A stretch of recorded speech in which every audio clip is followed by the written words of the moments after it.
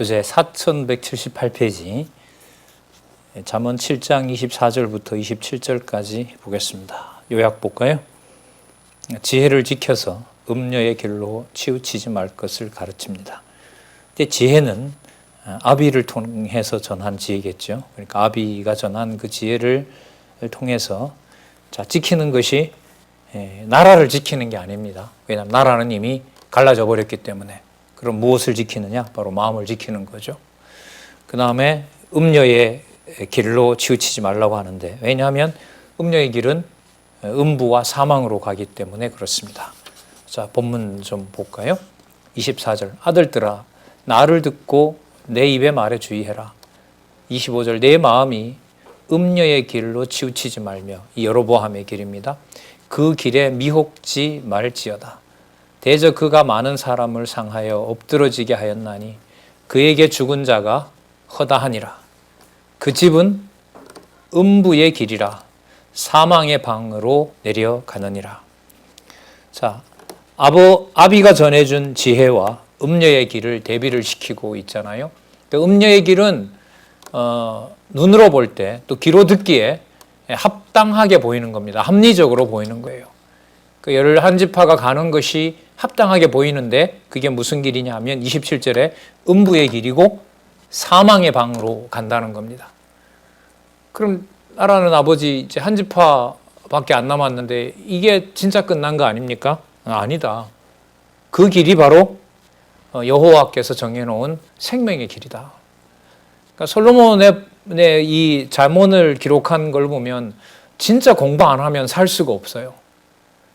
그 100이면 100 진리를 정해놓은 세상의 눈을 가지고는 나타난 현상에서 하나님이 살아계신 증거를 찾을 수가 있다 없다? 절대로 찾을 수가 없다는 사실을 잠언을 통해서 우리가 확인할 수가 있습니다.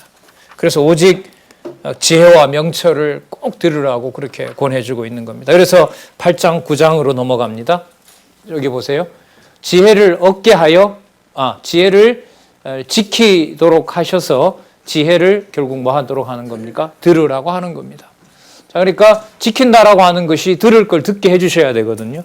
자, 한번 더 보도록 하겠습니다. 먼저 8장 1절에서부터 37절에 보면 지혜를 왜 들어야 되느냐? 그게 최고니까. 아니면 누가 유혹하는 내용이 맞아요? 음녀가 유혹하는 내용이 맞거든요. 나라 이름도 여러분 북쪽이 가져가잖아요. 북이스라엘 이렇게 부르니까 한쪽은 남유다 이렇게 되잖아요. 하나는 남쪽 유다 족속인 거고 11지파는 뭐가 되는 거고 나라가 되는 거죠. 나라가 되는 거죠. 중국이라는 그 거대한 나라와 대만이 여러분 70년인가요? 그 장개석 총통이 가서 따로 세운 나라가 대만이 아닙니까? 같은 종족이지만. 그런데 여러분 누가 보더라도 중국 이렇게 했을 때는 대륙에 있는 중국을 말하지 대만을 얘기를 하진 않는단 말이죠. 이런 경우인 거예요.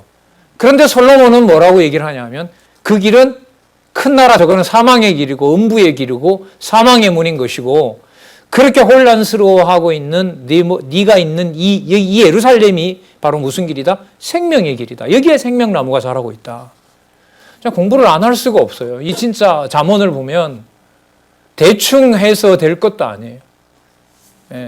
공부하는 과정에 내 중심적으로 살짝 하나님께서 사단을 개입시켜버리면 전부 누구 좋을 대로 봐요? 내 좋을 대로 본단 말이죠. 그래서 얼마나 말씀이 절박한 것이냐라는 것을 생각하게 해주는 것이 도덕교과서인 잠언이 아니에요.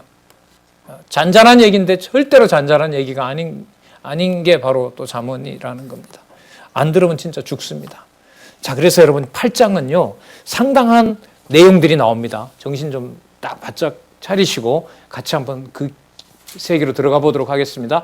여러분 1장 7절에서부터 지금 8장 7장까지 오는 동안 8장 9장에 나왔단 말이죠. 자, 이 지혜를 주관하시는 여호와께서 얻게 하시고 지키게 하시고 뭐 하게 해요? 듣게 하시는 거죠. 그러면 여러분 듣는다는 것이 11지파가 간 북쪽 이스라엘 사람의 말을 들어야 되겠어요?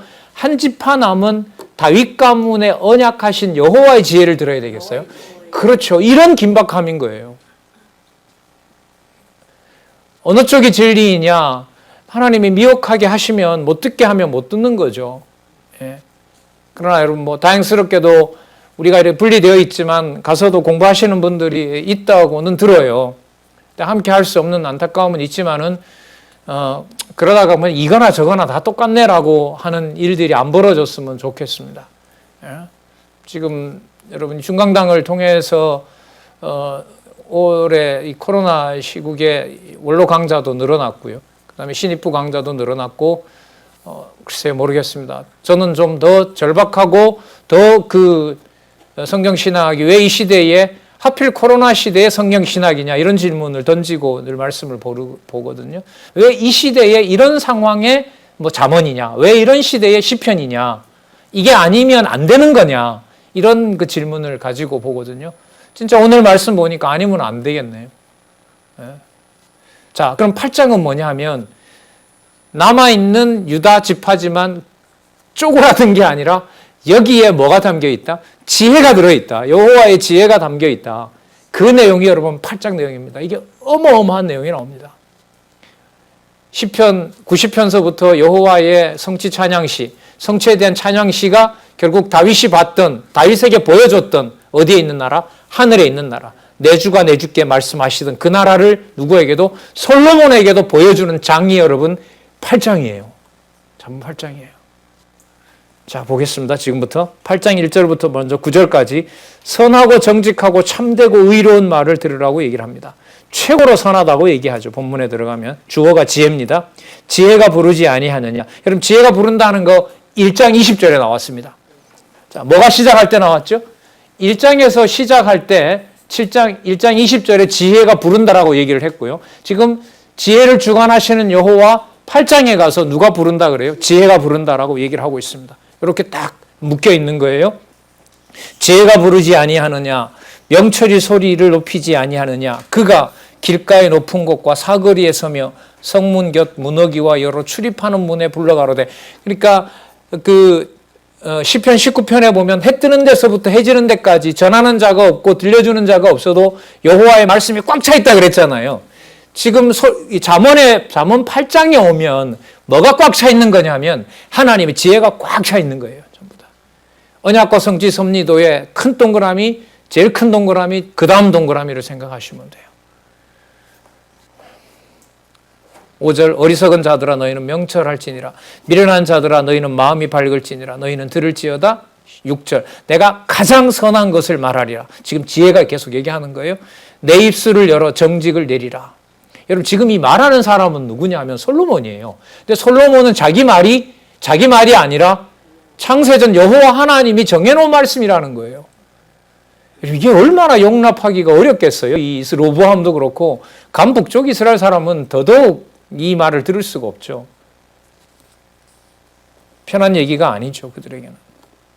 내 입은 진리를 말하며 내 입술은 악을 미워하느니라. 내 입의 말은 다 의로운즉 그 가운데 굽은 것과 패역한 것이 없나니. 진리라는 거죠. 9절 이는 다 총명이 있는 자가 밝히 아는 바요 지식 얻은 자의 정직히 여기는 바니라. 여러분 이 말 속에 이게 또 다 나왔어요. 여호와 지혜, 명철, 지식, 근신, 모략, 생명, 보호 다 나왔습니다. 이게. 자, 계속 이렇게 되겠죠. 여러 수백 마디를 말하는데요. 솔로몬이 입을 떼고 한마디 담고 잠시 숨을 쉬어요. 그 다음 또 얘기를 해요. 그러면 지금 자 시작해서 얘기하면 끝나는 말의 패턴이 어떻게 돼요? 여호와, 지혜, 명철, 지식, 근신, 모략, 그 다음에 생명 보존, 그 다음에 여호와 경외. 계속 그걸로 보라는 거예요. 계속 나왔잖아요. 여기. 8장 10절 지혜가 계속 얘기하는 겁니다. 지혜의 가치와 속성 그리고 지혜가 통치하는 능력에 대해서 얘기를 합니다. 너희가 은혜를 받지 말며 나의 훈계를 받으며 정금보다 지식을 얻으라. 로보암이면 또 속으로 그러겠죠. 자기는 받을 거 다 받고 전 세계에 있는 금 다 받아놓고 날 보고는 받지 말라고. 자, 11절 대저 지혜는 뭐보다 낫대요? 진주보다 나음으로 무릇 원하는 것을 이에 비교할 수 없습니다. 12절 보세요. 나 지혜는 멋있죠? 명철로 주소를 삼고 지식과 근신을 찾아 얻나니 여호와를 경외하는 것은 악을 미워하는 것이라. 나는 교만과 기만과 악한 행실과 패역함을 미워하느니라. 역사적 사건 다 배경이 됩니다. 내게는, 지혜에게는 도략이라는 말은 여러분 충고 조언입니다. 여러분 솔로몬이 르호보암이 물었잖아요. 원로들한테 어떻게 하면 되겠습니까? 세금 낮추세요. 친구들한테 말하니까 세금 올려라. 예. 자, 거기서 이제 충고하고 조언하는 걸 도략이라 그럽니다. 내게는 도략과 참 지식이 있으며 나는 뭐라 그럽니까? 명철이라. 내게 능력이 있습니다. 여러분 이게 지혜의 훈계입니다. 여기에 지혜는 또 하나 쓰면 지혜의 훈계가 따릅니다. 이게 말씀 운동이에요. 쉽게 말하면 말씀의 운동력이라고 보시면 돼요. 명철이라. 내게는 내게 능력이 있으므로 나로 말미암아 왕들이 있으며, 그럼 왕들이 있다는 말은 누가 통치한다는 거죠? 지혜가 나라를 통치한다는 겁니다. 방백들이 공의를 세우며 나로 말미암아 세상과 존귀한 자, 세상의 모든 재판관들을 다스리니라. 그러면 이 지혜를 아는 남쪽 유다와 이것을 무시하고 보내버린 게 맞겠죠. 하나님께서 여로보암을 떼서 보내버렸으니까. 떼내버린 버린 자식은 하나님이 주시는 지혜를 동일하게 받을 수 있을까요? 없을까요? 없는 겁니다. 이게 얼마나 무서운 심판이냐 말이죠. 자, 17절, 21절까지 지혜가 사랑하는 자를 만나서 재물을 줄 것을 가르칩니다. 재물과 의와 공평을 준다고 얘기를 하는 거죠. 자, 17절. 지혜를 사랑하는 자들이, 나를 사랑하는 자들이 나의 사랑을 입으며 나를 간절히 찾는 자가 나를 만날 것이니라. 부귀가 내게 있고 장구한 재물과 의도 그러하니라. 그러니까 이 말은 여러분 지혜를 줄 만큼 준다는 거죠. 여러분 이렇게 생각해 볼까요? 솔로몬에게 기도하지도 않았던 부를 어마어마하게 많이 주는 것은 공평한 거고, 르호보암에게는 그만큼 안 주는 것은 불공평한 겁니다. 이게 맞는 말입니까? 틀린 말입니까? 틀린 말입니다. 누가 주고 안 주고를 결정하는 거죠? 여호와께서. 그러면 솔로몬에게 많이 줘서 타락하게 하고 빗나가게 하는 것은 공평한 길인가요? 불공평한 길인가요? 하나님이 보실 때 그게 공평한 길입니다. 이게 믿어지지 않으면 자기가 할 짓 다 하고 뭐 한다? 이렇게 백성을 어렵게 하고 자기는 변명한다라고 말할 수밖에 없는 겁니다. 그래서 여러분 교회에서 이간질은 꼭 변명과 같이 동반합니다. 악소문을 내고요. 자기 편을 만들고요. 또 위급할 때 전략적으로 찾아와서 위로해 주고요. 등 떠들어 주고요. 그래서 여러분 이게 진짜 매정해지려고 매정해지는 것이 아니라 다가오는 호의에 대해서 스스로 넘어지지 않기 위해서 그런 어떤 진짜 지나칠 정도로 경계하는 면이 생기는 게 있죠. 진짜 고린도 후서 같은 데 보면 그래요. 야, 이렇게까지 꼭 경계해야 되나? 세상 막말로 얼마나 사는데. 근데 아닌 겁니다. 19절 볼까요? 내 열매는 금이나 정금보다 뭐하며 나으며 내 소득은 천은보다 나으니라. 나는 의로운 길을 행하며 공평한 길 가운데로 다니나니 이는 나를 사랑하는 자로 재물을 얻어서 그 곳간에 채우게 하려 함이니라. 의로운 길이 여러분 나라 통치와 관련된 거라면은요, 공평한 길이라는 것은 백성들을 먹여 살리는 왕의 통치와 관계되는 거겠죠. 요즘으로 말하면 정치와 경제요, 이 모든 것들을 누가 주관한다? 여호와께서. 그 솔로몬에게는 그 많은 부를 준 것이 여호와의 공평인 것이고요. 르호보암에게는 그만큼 주는 것이 공평인 거고요. 빼앗아다가 바벨론에 갖다 넣는 것도 바로 그게 여호와의 공평인 거고요. 여호와를 모르면 그때마다 세우는 지혜를 모르면 도저히 여호와를 경외할 수가 없는 겁니다. 그러니까 여러분 이 잠언을 이렇게 따라서 읽어가다 보면 여호와 경외하는 것을 그냥 대충 하게 합니까? 매우 치밀하게 합니까? 그게 여러분 관절과 골수에 차는 지혜라고 보시면 돼요. 왜냐하면 그렇지 않으면 이게 전부 뭐예요? 추상적인 얘기거든요. 추상 얘기고 다 관념적인 얘기예요. 예? 왜냐하면 왜 이렇게 아버지가 지혜를 강조하냐 하면 그 지혜의 원천이 바로 창세전에 하나님의 존재와 함께 했던 거기 때문이다. 만약에 이 부분을 솔로몬에게 알려주지 않았다면 솔로몬은 진짜 불행한 인간일 거예요. 주신 복으로, 세상 복으로 뭘 덮어버리는, 지혜를 덮어버리는 진짜 미련한 인간일 텐데 하나님께서 결국 이걸 보여줬다고 봐요. 이게 지금 8장이고 여러분 1장에서부터 7장 1장 7절에서부터 9장까지 결국 8장 9장은 여러분 한 덩어리라고 보면 되는데요. 8장 후반부부터 나오는 바로 이 지혜의 실체를 어디로 끌어올려요? 창세전으로 끌어올려 놓고 있는 거예요. 그러니까 말씀이 여러분 성령에 의해서 우리에게 깨달아진다는 것은 몸은 육은 여기 있지만 뭐와 접속하는 거죠? 영원한 세계와 접속하는 거예요. 여러분 그게 교회예요. 알고 믿는 것이 하나가 된 교회인 거죠. 공간은 우리가 좀 이렇게 떨어져 있어도. 이게 가정에서부터 시작이 되는 거였고 이게 가정교회였는데 하나님께서 그동안 이거 잘 모르게 했어요. 그래서 요즘들 많이 저 역시도요. 매우 간절하고요. 다음 세대는 여기서부터 새로 출발했으면 좋겠다는 소원을 가지고 있는 겁니다. 자, 드디어 시작합니다. 22절에서부터 31절. 지혜가 여호와께서 창조하기 전부터 있었음을 가르쳐 줍니다. 여러분 창세전에 무슨 일이 있었는지 궁금하시죠? 이런 일이 있었어요. 이게 처음 여기밖에 안 나와요. 이걸 바탕으로 나중에 그리스도가 오셔서 하늘을 우러러 보시는 거예요. 하늘을 우러르면서 뭐 하고 할까요? 아버지 잠언에 있는 대로 그 모든 걸 그때 다 정해놓으셨는데 제 영광이 자꾸 드러나려고 합니다. 저는 숨기겠습니다. 아버지께서 알아서 하십시오. 그래서 마가복음으로 연결을 시키면은 자기는 숨기고 백성들은 다니면서 그 예수가 왔다. 그 예수가 그리스도로 왔다. 이렇게 연결되는 거예요. 22절 여호와께서 그 조화의 시작 그 태초에 일하시기 전에 나를 가지셨으며 지혜입니다. 만세 전부터 상고부터 땅이 생기기 전부터 내가 세움을 입었나니 영원한 천국을 이미 설립해 주신 거죠. 영원한 나라, 영원한 통치국가를 세워주신 겁니다. 아직 바다가 생기지 아니하였고 큰 샘들이 있기 전에 내가 이미 났으며 신학에서는 이걸 영원한 출생이라고 그럽니다. 창세전에 나왔다. 그러면 여러분 생육하고 번성하라 땅에 충만하라 바다의 고기와 공중의 새를 모두 다스리라고 하시는 창세기 1장 28절은 어느 날 갑자기 하나님이 하신 걸까요? 창세전 언약을 성취하신 걸까요? 그렇죠. 그게 여러분 첫 번째 동그라미와 두 번째 동그라미라고 보시면 돼요. 그래서 실체적 언약 성취, 창조부터 심판 세계는 창조부터 심판까지 세계는 어디에 근거를 둔다? 천상의 영원적 언약 성취에 근거를 둔다. 그러면 보혜사 성령께서 교회를 세우신다는 것은 어디에 근거를 둘까요? 그리스도께서 말씀하신 약속에. 그리스도가 언약하신 말씀은 어디에 근거를 둘까요? 구약에. 구약의 말씀, 신약의 말씀은 전부 어디에 근거를 둘까요? 창세전에. 왜요? 지혜에게 언약하신 거니까.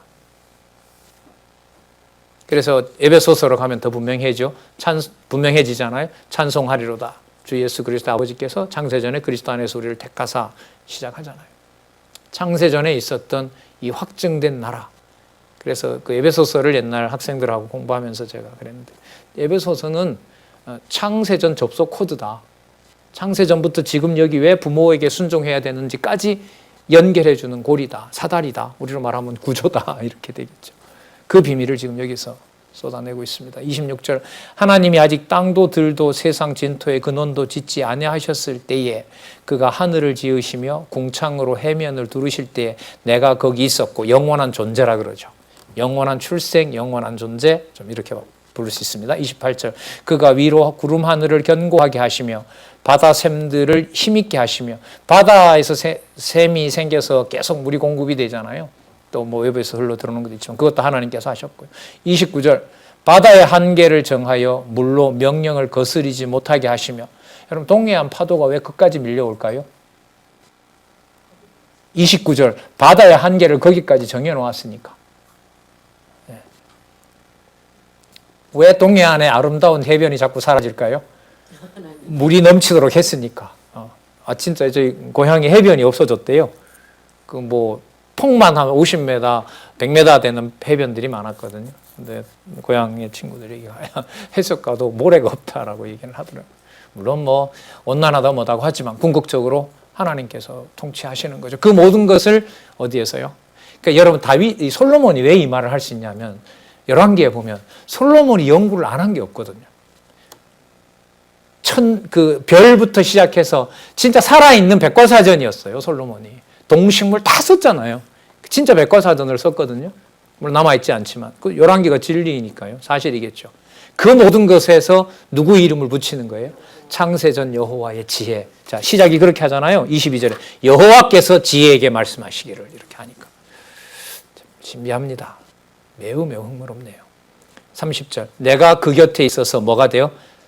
창조자가 돼요. 그러니까 지혜가 창조자가 되는 겁니다. 그러니까 태초에 하나님이 천지를 창조하시니라는 데는 여호와와 지혜가 함께한 거죠. 아버지와 아들이 함께 천지 만물을 만든 겁니다. 내가 그 곁에 있어서 창조자가 되어 날마다 그 기뻐하신 바가 되었으며 예를 들어볼까요? 첫째 날이 지나니라 하나님이 보시기 어땠다? 좋았더라. 누구도 좋았더라? 지혜도 좋았더라. 이게 이거예요. 기뻐하신 바가 되었으며 항상 그 앞에서 즐거워하였습니다. 그래서 마지막에 사람을 지어놓고 심히 좋아하셨더라. 창조에 대한 기쁨을 여호와와 지혜가 함께 공유하는 일이 여기서 약속되어 있는 겁니다. 그 다음에 3절 사람이 거처할 땅에서 즐거워하며 인자들을 기뻐했느니라. 여러분 하나님께서 아담과 하와에게 만들어준 동산 이름이 뭡니까? 에덴 동산이죠. 에덴 동산에서 추방당하면서 자손을 낳게 되잖아요. 어쨌든 홍수 함몰 전까지는 처음에 만들어주신 그 세상에서 살게 하셨잖아요. 그 일들도 누가 알고 있어요? 지혜에게 다 알려줬어요. 그래서 31절에 사람이 거처할 땅에서 즐거워하며 제가 볼 때 이 구체적인 상황은 뭐냐면 에덴 동산 만들어지는 계획을 지혜가 너무너무 좋아한 거예요. 하나님 진짜 아이디어 좋습니다. 여호와야. 이걸 기뻐한 거죠. 그래서 에덴 동산 지어놓은 거고요. 땅에서 즐거워하며 누구들을 인자들을 기뻐했느니라. 뭐하고 연관됩니까? 자손오냐. 그러니까 후손들이 태어나서 그 땅에서 즐거워할 것에 대해서 다 이미 작정되어 있는 겁니다. 이걸 솔로몬이 어떻게 만들어내겠어요? 그래서 눈앞에 11지파 저 어마어마한 나라 백성들이 간다 하더라도 그게 큰 것이 아니라는 거죠. 여호와의 통치가 분명하다는 것을 이렇게 깨닫게 해줍니다. 여러분 22절에서부터 31절이 이제부터 여러분 그 지혜를 듣는 자의 결국을 이끌어가는 여러분 근거가 됩니다. 그리고 이게 앞으로 자 이미 어디에 올라갔다 왔어요? 잠언 전체가 창세전에 갔다가 온 거잖아요. 그럼 주권성은 어디에 맞춰져요? 땅에 맞춰지는 것이 아니라 하늘에 속한 나라를 실현해 주는 겁니다. 하늘에 정한 나라를 실현해 주고 성취해 주는 거기 때문에 열지파 반이 눈에 보여서 크다고 하면은 안 되는 거예요. 이 지혜의 나라, 지혜가 통치하는 나라를 모델로 하나님께서 남쪽 유다에 남겨준 거란 말이죠. 그러면 이 모델이 유지되는 게 좋아요? 빨리 없어지고 실체가 오는 게 좋아요? 그게 바로 열왕기와 역대기인 거예요. 열왕기는 그래서 이탈 왕조를 뭐하고? 멸망시키고 그 다음에 역대기 에스라 느헤미야 에스더는 이 나라를 유대에만 세우는 것이 아니라 어디에도요? 온 세계에 세우도록 하시는 내용의 근거를 또 두고 있는 거예요. 진짜 놀라운 얘기입니다. 자, 그럼 볼게요. 32절부터 36절까지. 지혜를 듣는 자는 복이 있어서 생명을 얻는다고 가르치잖아요. 자, 그럼 이때 생명은 어디까지 간 생명입니까? 어디에 가서 받아온 생명? 창세전에서 받은 생명은 영원한 생명이죠. 아들들아. 자, 수식어를 하나 붙여볼게요. 무엇을 듣는 아들들아? 누구의 말을 듣는 아들들아? 지혜를 듣는 아들들아. 그래서 여러분 32절 아들들 앞에는 메모 하나 하면서 고리를 만들어 놓으셔도 좋아요. 지혜의 아들들아. 이렇게 읽으셔도 돼요. 지혜의 아들들아. 이제 내게 들으라. 지혜를 들으라. 내 도를 지키는 자가 복이 있느니라. 훈계를 들으며 지혜를 얻으라. 그것을 버리지 말라. 누구든지 내게 들으며 날마다 내 문 곁에서 기다리며 문설주 옆에서 기다리는 자는 복이 있나니. 왜냐하면 대저 나를 얻는 자는 뭘 얻고? 생명을 얻고. 쭉 얘기하고 여러분 여기 오잖아요. 여호와께서 말씀하시기를 지혜에게 말씀하셨잖아요. 여호와께서 말씀하시기를 지혜에게 다 같은 얘기죠. 그 다음에 뭘 주신다? 생명을 주신다. 기분 따라 상황 따라 공부하고 안 하고 이건 우리한테 너무 슬픕니다. 너무 슬픕니다. 그러니까 빨리 해놓고 공부해야지. 이게 우리들의 정상 생활인 거죠. 빨리 해놓고 빨리 그냥 그리고 빨리 끝내놓고. 근데 끝내는 것도 그렇죠. 욕심을 내서 일을 하는 것하고 그냥 생존에 필요한 것 해놓고 공부하는 것하고 그 조절도 누가 할까요? 그것도 지혜가 하십니다. 자, 35절 대저 나를 얻는 자는 생명을 얻고 여호와께 은총을 얻은 것임이니라. 그러나 나를 잃는 자는 자기의 영혼을 해하는 자라. 무릇 나를 미워하는 자는 뭘 사랑한다? 사망을 사랑한다. 그 말씀 안 듣는 것이 무서운 심판입니다. 근데 이걸 못 듣게 해요, 지도자가 돼서. 이걸 어떻게 감당하려고 하는지 참 무섭습니다, 저도. 그러니까 이런저런 강의를 우리 선생님들하고 그런 얘기를 합니다만은, 강의가 왔을 때 이건 하나님의 엄한 명령이 온 거다.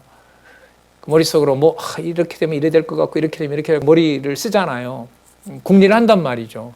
이걸 하고 싶은데 여기 또 시간 빼앗길 것 같고, 그러다가 속으로 참 이러다가 심판의 길로 가는구나, 말씀을 가지고 타협을 하는구나, 이런 게 몰려오죠,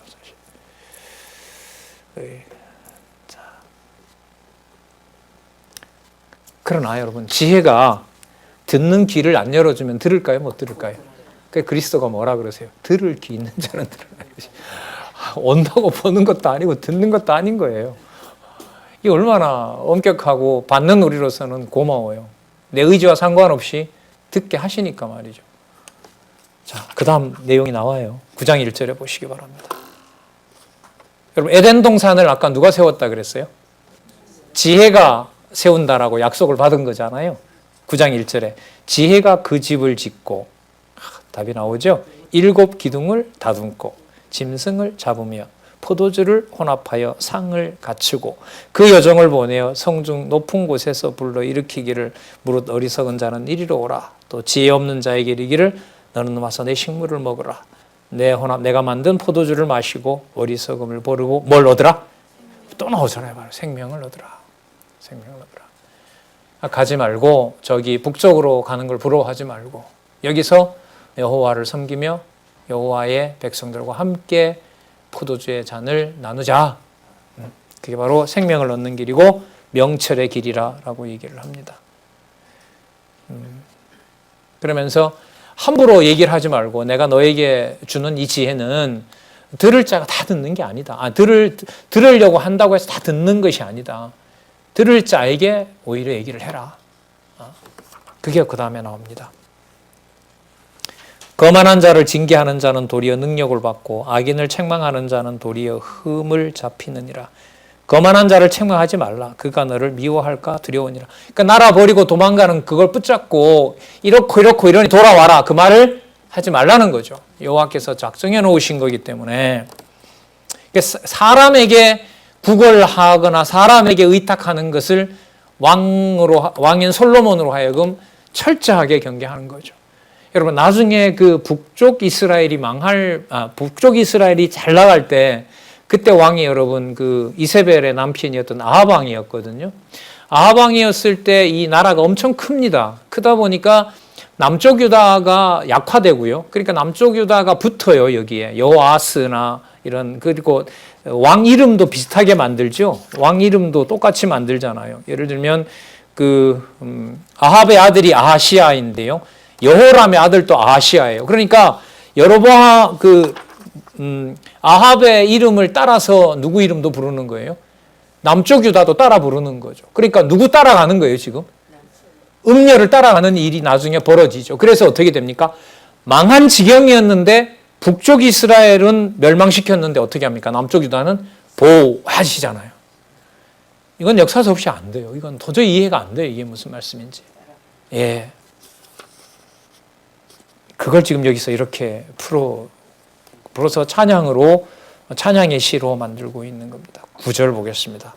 지혜 있는 자에게 교훈을 더하라. 그가 더욱 지혜로워질 것이요 의로운 사람을 가르치라. 그 학식이 더하리라. 여러분, 10절 결론입니다. 여호와를 경외하는 것이 지혜의 근본이요 거룩하신 자를 아는 것이 명철이니라. 다 나오죠? 여호와, 지혜, 명철 다 나옵니다. 11절, 나 지혜로 말미암아 내 날이 많아질 것이요 뭐가 더한다? 내 생명의 해가 더하리라. 그러니까 여러분 보세요. 이 단락마다 본문을 구성해 놓은 그 단락이 뭐로 시작해서 뭐로 끝나요? 여호와로 시작해서 여러분 여호와 경외로 끝난단 말이에요. 생명으로 끝나잖아요, 이렇게.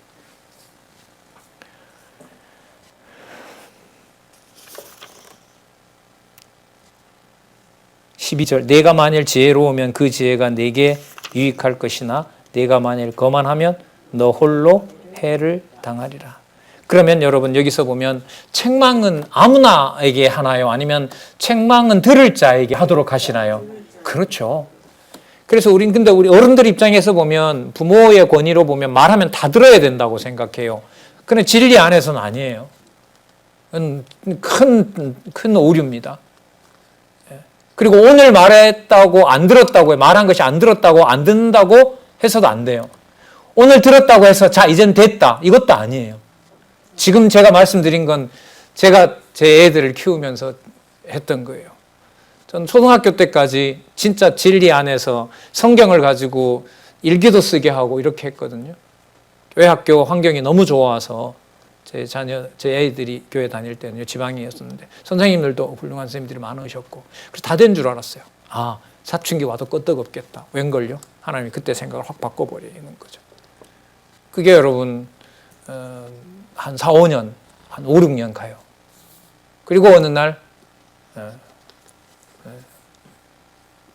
성경을 공부하고 싶은 마음을 어느 날 갑자기 그렇게 또 주시더라고요. 자, 내가 만일 읽었죠. 자, 그래서 지혜로운 자가 받을 그 지혜를 바로 들을 자에게 지혜가 듣게 하신다는 말씀입니다. 자, 9장 13절에서부터 18절에 보시면 미련한 계집의 어리석은 행동과 말과 무지함을 가르칩니다. 그러니까 여러분 지혜의 훈계를 듣지 않으니까 이 미련한 계집이 뭐라고 험담을 하냐면 야 봐라 통하지도 않지 않느냐.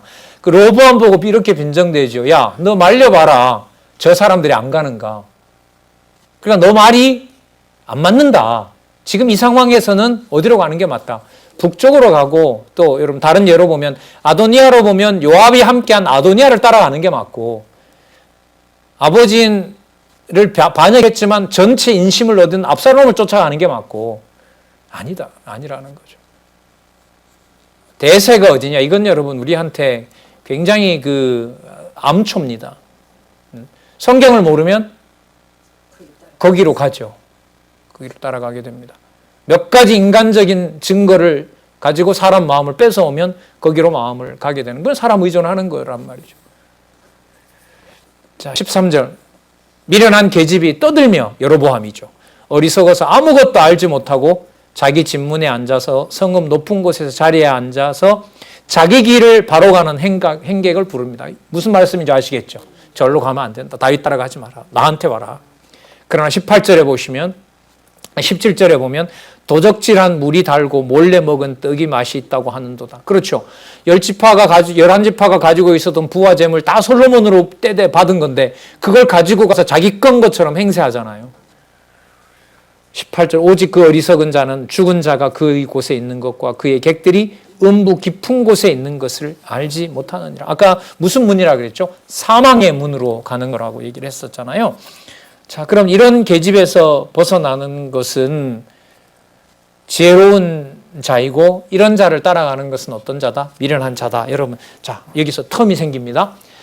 8장에서 아까 지혜를 어디에 있는 지혜를 소개했어요? 하늘에 있는 지혜 소개했죠. 그리고 그러면 땅에 속해 있지만은 어떤 자가 있어요? 하늘의 지혜를 공급받는 자와 하늘의 지혜를 공급 못 받는 자가 있겠죠. 자, 그래서 여러분 10장부터요. 여기서 잘 들어보세요. 이 매우 중요한 연결고리입니다. 그래서 9장에 8장 21절 이후에 보면 9장까지 오는 동안 지혜로운 자와 계집의 말을 듣는 미련한 자를 얘기를 하고요. 들을 자에게만 훈계하라고 얘기를 하세요. 그래서요. 10장에서부터 22장 6절까지 왕을 세우심에 대한 명철과 또 하나가 뭐냐면 왕될 아들에 대한 훈계. 어쨌든 10장에서부터 22장 26절까지는 상당 부분이 제가 볼 때 한 90%가 어떤 구도냐 하면 선한 자와 악한 자, 의인과 악인, 지혜로운 자와 미련한 자 쫙 갈라놓습니다. 마치 뭘 갈라놓은 것처럼 북쪽 이스라엘과 남쪽 유다를 갈라놓았는데 나라 덩치로 보면 어느 나라가 커요? 북쪽 이스라엘이 크죠. 남쪽 유다는 작잖아요. 근데 지혜가 공급되는 나라는 어느 나라예요? 남쪽 유다죠. 그럼 어느 나라가 더 생명나무가 자라고 있는 거죠? 남쪽 유다가 자라고 있는 거예요. 그래서 그 나라를 양분시켜요. 난무시켜. 그래서 이 진짜 중요한 내용인데요. 왕가를 세우는 여호와에 나타난 이분법, 선한 자, 악한 자, 그 다음에 남과 북, 이 얘기는 하나님 기준의 선과 악이 무엇인지를 아까 8장에서 어디에 있는 지혜를 공급받아야? 그렇죠. 하늘에 있는 지혜를 공급받지 않으면 이 지상의 통치에서 선과 악의 나라를 안다 모른다? 모른다는 거예요. 그럼 지혜로 오신 그리스도는 어디의 기준으로 어느 나라를 평가할까요? 하늘에 속한 지혜로 하나님의 나라를 평가하는 거예요. 그게 여러분 진리의 말씀이 아니면 불가능하다는 거예요. 이게 성경신학이에요. 대충 알아서도 안 되고요. 여러분 우리가 보고 있는 의미분석 성경 개론 여호와 연약과 성취 섭리도가 바로 집입니다. 진리의 집인 거예요. 여호와가 통치하는 집이란 말이죠. 자, 그래서 여러분 9장은 뭐로 끝난다? 지혜로운 자와 말씀을 듣는 지혜로운 자, 듣지 못할 자를 하늘에 정한 지혜로 구분이 되어 있다. 그래서 10장부터 이제 왕가를 세우는 명철에서는 자, 그렇게 말씀드렸었죠. 2절 내용은 지혜와 연관이 되고요. 3절 내용은 명철과 연관이 되고요. 4절 왕가를 보존하시는 부분이 있죠. 맞죠? 나라를 다스리시는 여호와 맞죠? 22장 17절부터 31장까지 다스리는 부분에는 지식과 연관이 돼요. 그럼 이건 여호와 연합과 성취 섭리도와도 연관이 돼요. 제일 바깥 그림이 지혜에 관련된 영역이라면 창조부터 심판까지 해당하는 실체적 언약 성취는 명철과 관련된 거고요. 나머지 작은 동그라미로 내려올수록 뭐와 관련돼요? 지식과 관련돼요. 지식을 치밀하게 공급하면 거기에 뭐가 생겨요? 근신이 생겨요. 함부로 말을 못해요. 남쪽이라는 작은 나라고 북쪽이 이스라엘은 큰 나라라고 말할 수 있을 그 말을 하면 돼요, 안 돼요? 안 돼요. 그럼 그거 악이에요. 그런 말을 안 하는 거예요. 그럼 반대로 모략이 생겨요. 하늘에 속한 지혜를 공급받는 남쪽 유다가 진짜 나라고 그걸 듣지 못하는 북쪽은 저 가짜다. 모략이 생겨요. 그러면 들은 자는 생명을 듣고 보호받게 되고요. 누구를 경외하게 돼요? 여호와를 경외하게 되는 거예요.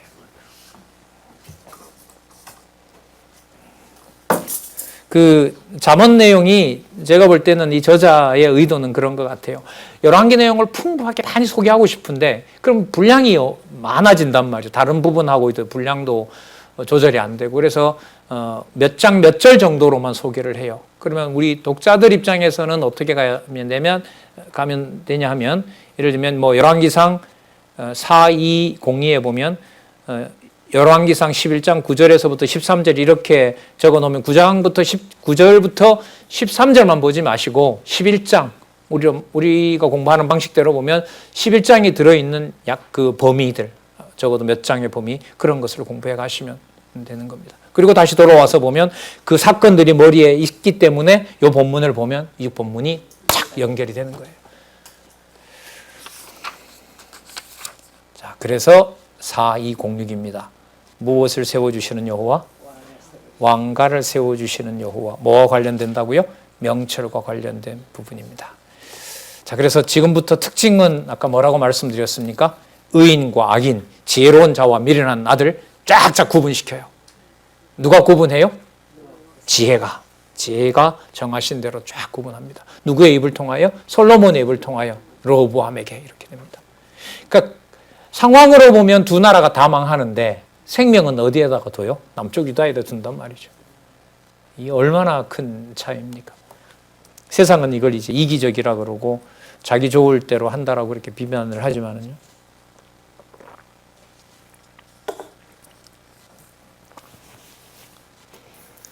참 이 놀라운 얘기입니다. 이스라엘 나라 전체는 다 선한 나라인 줄 알았는데 하나님께서 그 나라를 갈라버려서 거기에 선과 악을 만들어버려요.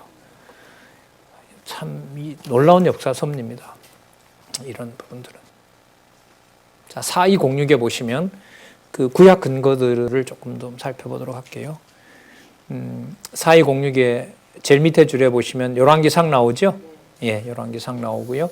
4207에 보면 역대상, 사건 중심의 역대상이 나옵니다. 그 다음 밑에 보시면 창세기라든지 또 사무엘하 7장 8절에서 17절까지 내용들이 나타납니다. 자, 먼저 왕을 세우심에 대한 명철을 보겠습니다. 자, 명철 나오죠? 자, 이렇게 나오잖아요. 이렇게. 지혜, 그 다음에 왕가를 세우시는 여호와. 다음 밑에 왕을 세우심에 대한 이거죠. 명철 나오죠? 앞부분에는 뭐가 나왔어요? 그렇죠? 저렇게 뒤에 나왔잖아요. 그 다음에 명철 이렇게 나옵니다. 내용이 더 현실적으로 성취되는 내용하고 관련이 되는 겁니다. 자, 먼저 10장에서부터 11장 지혜를 얻은 아들. 그죠? 지혜를 얻은 아들이 있다면 또 누가 있을까요? 지혜를 얻지 못한 아들. 네, 그러니까 솔로몬과 아도니아 이렇게 되는 거예요. 그렇게 나눠놔요. 10장 1절 누구의 잠언이라? 솔로몬의 잠언이라. 자, 그 다음 낱말이 참 재밌어요. 무슨 아들? 지혜로운 아들 솔로몬의 잠언이다. 더 정확하게 말하면 8장 22절을 넣어서 보면 지혜가 온 아들, 지혜를 얻은 아들 이렇게 되겠죠. 솔로몬의 잠언이라. 지혜로운 아들은 아비로 기쁘게 하거니와 미련한 아들은 어미의 근심이니라. 아도니아. 불의의 재물은 무익하여도 의리는 죽음에서 건지느니라. 불의의 재물은 무익하다라고 얘기를 하죠. 여러분 아까 보시면은 아도니아가 요압을 유혹하기 위해서 얼마나 손짓을 많이 합니까? 그죠? 그걸 그렇게 물질로 유혹하면 세상은 다 넘어오잖아요. 근데 그렇게 넘어가지 않게 한다는 거죠. 자, 3절. 여호와께서 누구의 영혼? 의인의 영혼은 줄이지 않게 하시니. 자, 그러면 지혜로운 아들. 자, 3절에는 의인. 자, 좀 넘어가 볼까요? 5절에 여름에 거두는 자. 그가 지혜로운 아들. 자, 6절로 가볼게요. 의인. 7절에 의인. 8절에 마음이 지혜로운 자. 9절 바른 길로 행하는 자. 자, 반대로 한번 읽어볼게요. 1절에 지혜로운 아들에 대해서 미련한 아들. 그리고 2절에 보면 불의의 재물을 쓰는 자. 그 의인과 대비가 되고요. 그 다음에 3절에 의인, 악인. 나옵니까? 4절에 볼까요? 손을 게으르게 놀리는 자와 여름에 거두는 자.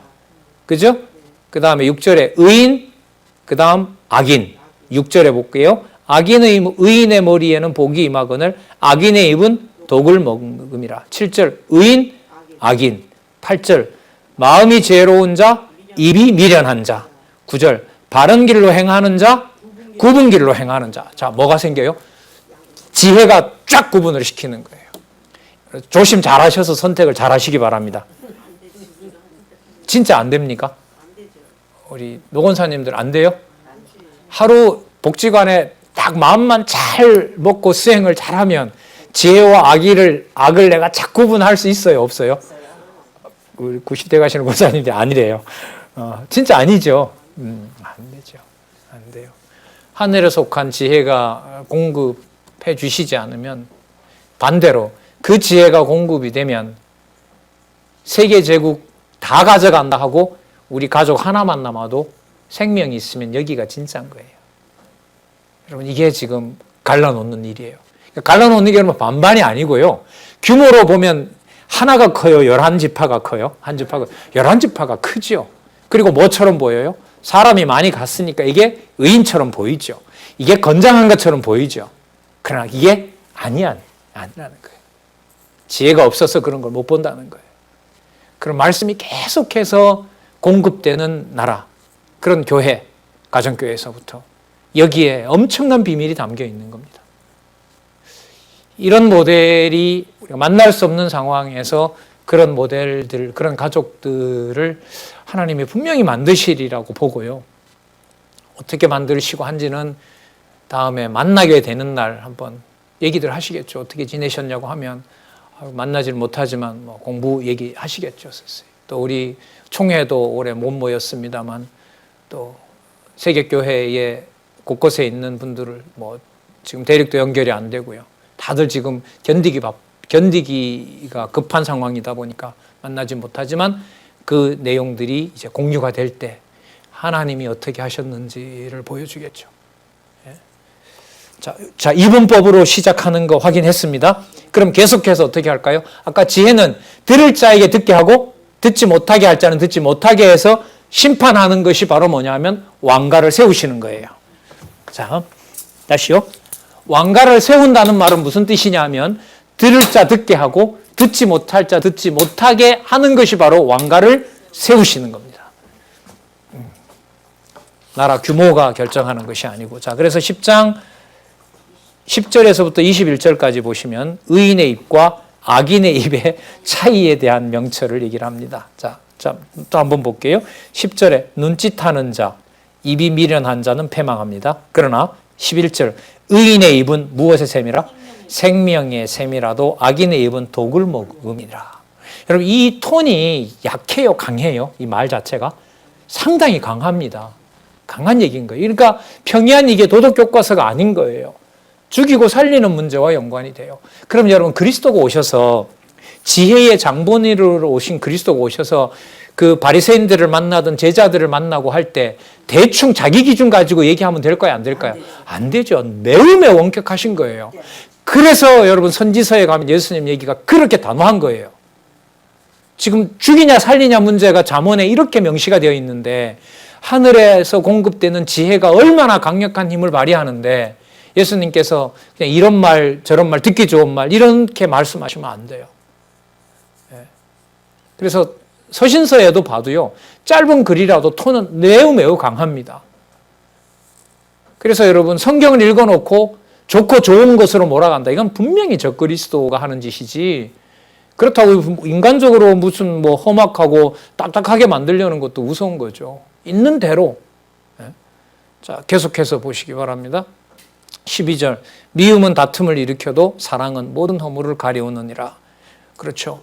제가 몰라서 북쪽에 잠시 갔다 왔는데 어떻게 할까요, 왕이여? 제가 자결할까요? 아니다. 그러지 마라.